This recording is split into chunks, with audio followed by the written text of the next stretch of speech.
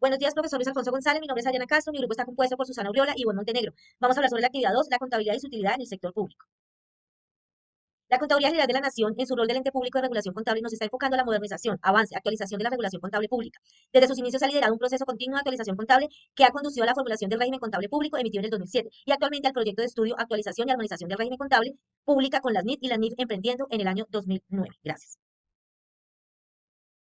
Bueno, mi nombre es Susana Urriola y los objetivos de nuestra actividad, nuestro objetivo principal, está en explicar el sistema financiero público y el Sistema Nacional de Contabilidad Pública.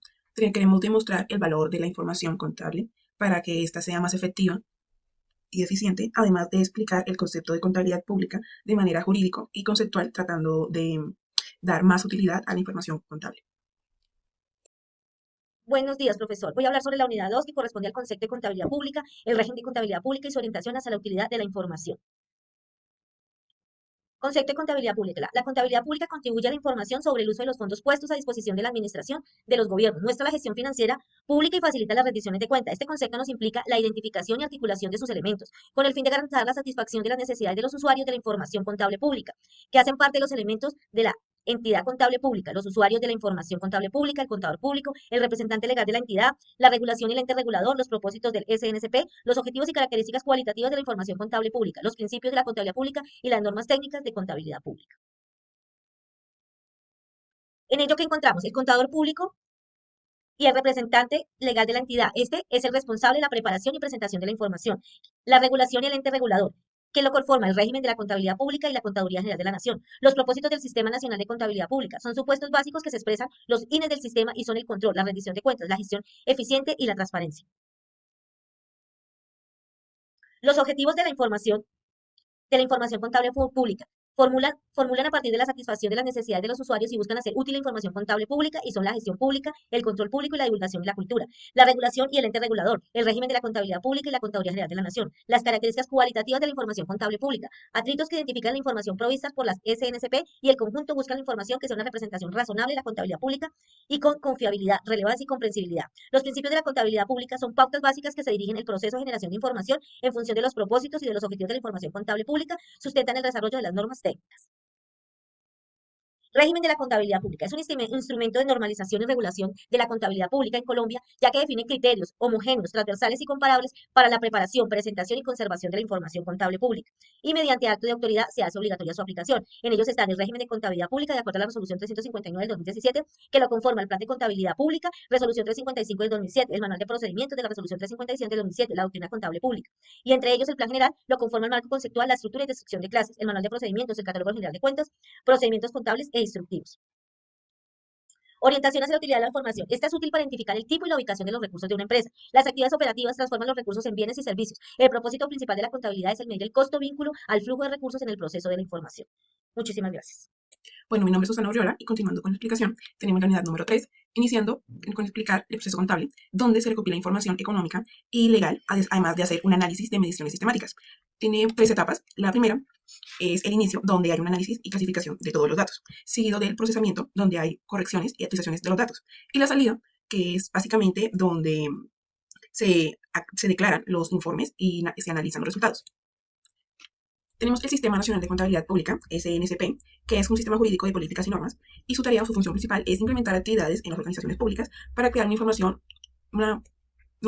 posible para la toma de decisiones.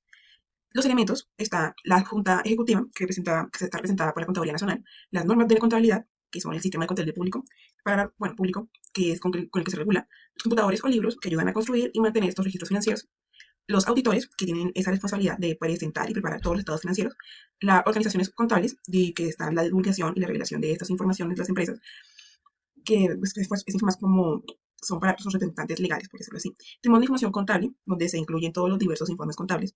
Tenemos los auditores internos y externos de las organizaciones, donde están incluidos de las empresas financieras y el auditor, y los usuarios de datos, como los registrantes administrativos, públicos y otros públicos. Continuando, tenemos estados, reportes e informes, donde está la combinación de todos los métodos contables de la información financiera contable, y estos muestran los resultados del sistema contable de una empresa. Tenemos los estados contables básicos. Está el balance general, que prácticamente resume la información financiera actual de la empresa. Tenemos el cuadro de eventos, donde están los resultados de un periodo de tiempo de las actividades de la empresa. Está el estado de cambios de capital, están detallados los cambios de cuentas del capital de la empresa. Tenemos estado de flujo de efectivo, que es el que se utiliza en actividades operativas y las inversiones financieras. Tenemos otros estados básicos, como el financiero consolidado, que son las operaciones y el flujo de los recursos. El de proyectos especiales se muestran las transacciones, los eventos y las operaciones e informes contables, que los informes contables y que son como la elaboración de la empresa para la conciliación de la contaduría del Estado. Y por último tenemos la presentación de la información financiera, económica y social. Comienza con las entidades del Sistema Consolidador de Hacienda e Información Pública, SHI. Tenemos, aquí están las normas o todos los requisitos de la contabilidad pública en general, de que el sistema, CHIP, regula en las agencias o las entidades de contabilidad pública. Tenemos el formulario de información contable y las notas generales. Estos formularios permiten que el envío de información contable al sistema SHI, y lo que trata es regular estas notas específicas según la norma ética del régimen de contabilidad pública. Y los formularios de notas generales es prácticamente para explicar qué complementan los estados financieros. Tenemos el informe de auditoría interna. En la contabilidad pública se le envía a la Oficina Central de Cuentas Internas como un informe anual de auditoría interna de las empresas.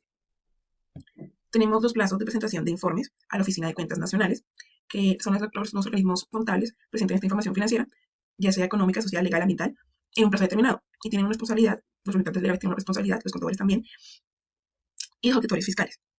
Y tenemos la visualización del informe contable, donde están todos los registros contables que deben ser accesibles a todos los usuarios de la empresa para tener una gestión de control. Además de que esto es una obligación de publicar informes mensuales de la gestión de desempeño financiero y contable, según la Ley 73.734 de 2002. Muchas gracias. Cuando habla de la unidad 4 de las decisiones administrativas que se desprenden de la información contable.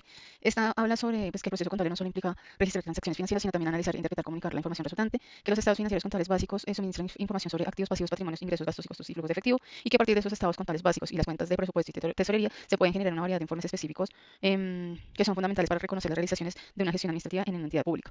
Habla sobre la política para la gestión eficiente de las rentas y deudores. Entre estos, pues, tiene dos temas, que es el informe de rentas por cobrar. Este informe de rentas, pues, la clave es para la toma de decisiones e implementación de las políticas relacionadas con el control de recursos, ya que, pues, que los impuestos son una fuente importante para la financiación de las inversiones del gobierno estatales.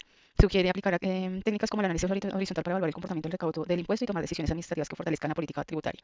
Habla sobre esos informes de deudores, que son, pues, otros ingresos pendientes por cobrar, o de otros, sí, ingresos pendientes por cobrar, donde se incluyen derechos originarios de las ventas de bienes y servicios, intereses moratorios, multas o derechos originados del desarrollo de actividades estatales diferentes a los ingresos tributarios. En este también se sugiere un análisis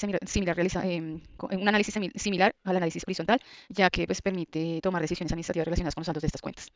Habla también de las políticas para la gestión eficiente de los activos operativos, que estas son asociadas a actividades operacionales que forman parte del cometido estatal de la entidad pública, donde es importante distinguir entre activos operativos y no operativos para tomar las decisiones sobre su disposición. Eso quiere decir que se debe clasificar entre corrientes y no corrientes. Sugiere analizar los activos para determinar su contribución directa al desarrollo del cometido de la entidad, y aquellos que no contribuyan, pues, utilizarlos o cederlos de una manera más productiva para otras entidades públicas. Se mencionan cuentas relacionadas con inversiones y proporciones de inversión para registrar esos activos y optimizar los recursos públicos. Se propone una nueva cuenta en el grupo de propiedades, planta y equipo, que, pues, sean destinados para generar ingresos a través de su arrendamiento. Habla de la focalización de los gastos ambientales, donde asignan recursos mediante la resolución CGN 222 del 2006, que actúa el régimen de la contabilidad pública. Habla del catálogo de cuentas 18, que es para los recursos naturales no renovables, que incluyen, pues, todas las cuentas de estos recursos no naturales no renovables, ya sea la explotación, el acotamiento, las inversiones sobre este tema. Habla también de las cuentas específicas para gastos ambientales, que es el grupo 58 de gastos públicos, gasto público social, en donde se relacionan las cuentas de medio ambiente, como las actividades de conservación, recuperación, estudios de proyectos, asistencia técnica, entre otros. También habla del propósito de las cuentas de erogación, que estas cuentas, pues, son realizadas por la entidad para proteger la diversidad e integridad del ambiente y conservar áreas importantes de especial importancia para la ecología. También, pues, que esta información, los datos que se registren, deben servir, pues, para la toma de decisiones en materia ambiental y cumplir con los mandatos y constituciones legales relacionados con la conservación de estos recursos. Y, pues, que así como la información cuantitativa es importante, la cualitativa también, porque debe hablar sobre los beneficios o resultados concretos logrados por las inversiones realizadas en materia de ambiental para respaldar aún más, pues, las decisiones que han tomado. Habla también sobre el cumplimiento de las obligaciones en el corto y largo plazo, donde se mencionan, pues, que hay varios tipos de obligaciones que las entidades públicas pueden contraer, como las operaciones de crédito público, el financiamiento, instrumentos derivados de instrumentos derivados, cuentas por pagar. Destaca, pues, que la contabilidad pública proporciona un buen instrumento para determinar si las obligaciones están siendo pagadas oportunamente y si la entidad tiene el flujo efectivo necesario para cubrir sus obligaciones sin afectar su funcionamiento normal. Debe presentar varios indicadores de endeudamiento, como el endeudamiento total, el endeudamiento a corto plazo y el endeudamiento financiero, que ayuden a comprender la capacidad de la entidad para contraer obligaciones a futuro. También hace referencia de la Ley 358 de 1997, conocida como la Ley de Semáforo, que establece pues, los criterios para evaluar la capacidad de los pagos de las entidades territoriales. En esta también se menciona que cada situación del indicador de interés y ahorro operacional se lo asocia con un color verde, rojo y amarillo, que indica la capacidad de la entidad para contraer nuevas operaciones de crédito.